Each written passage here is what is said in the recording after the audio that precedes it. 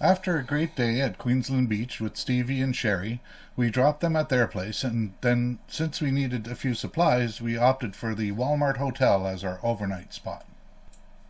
The next day we hung out at First Lake.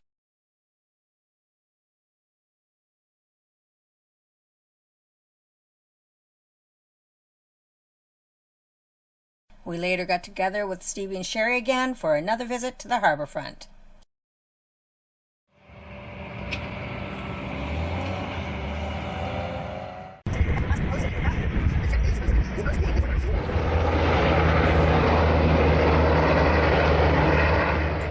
Tish called to invite us over to have supper with her and Donnie the following evening. She knew we were headed out the morning after that, so she figured this would be a great opportunity to allow us to freshen up and prepare for the journey back to Ottawa. That was really nice of them. Yes, indeed. The plan, after we leave Tish and Donnie's place, was a slight detour in order to visit a beautiful and popular beach called... Ladies and gentlemen, the Traveling Wildberries.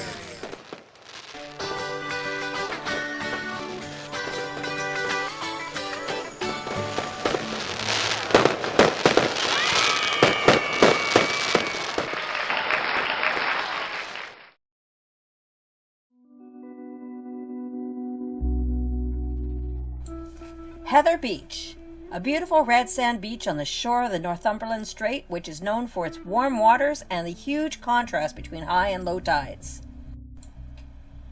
It normally would have been about a 2.5-hour drive, give or take, but we noticed some old cars gathered in a parking lot in this area, so we decided to stop and have a look.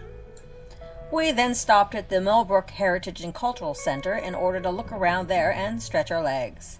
We decided to have lunch there as well before getting back on the road.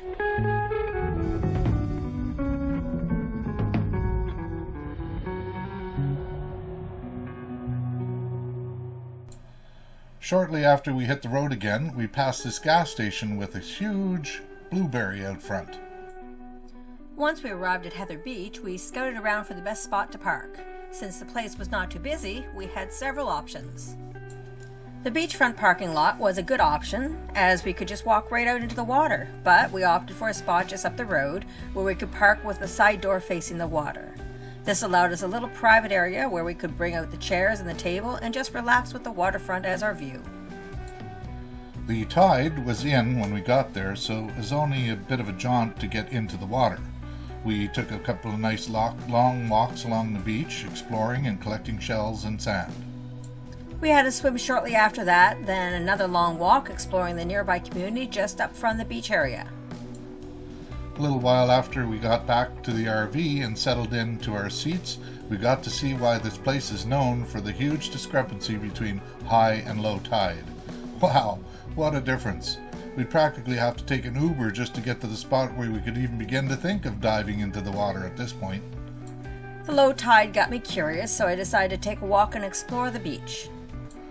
I figured that would be a great opportunity to fly the drone.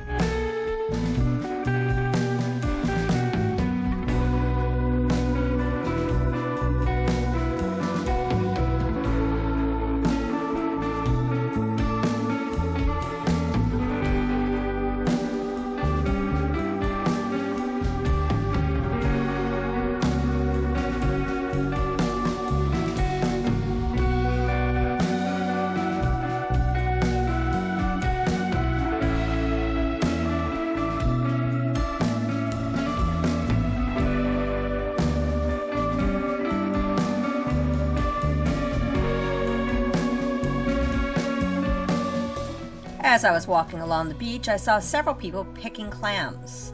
One group of 3 boys had a large pot practically filled with them. The boys had finished collecting clams and were headed out past me on the way back to their cottage, so I asked if I could see their bounty. They came over and showed me the pot filled with clams and then offered us a half a dozen or so that we could eat them later on. They said we should keep them in the salt water just up until we were about ready to cook them.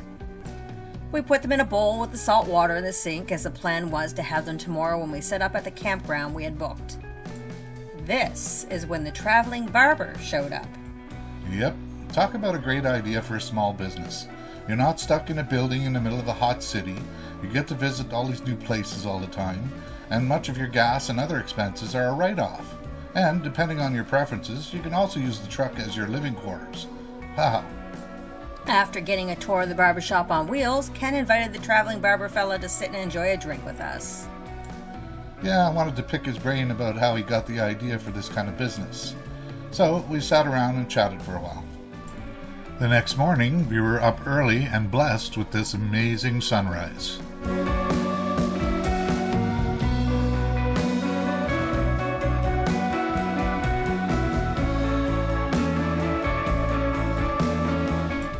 We got things organized and hit the road towards our reservation at an RV park in... Be sure to come back to find out. And also to see some more cool drone footage at a dam not far from the campsite. Ciao for now.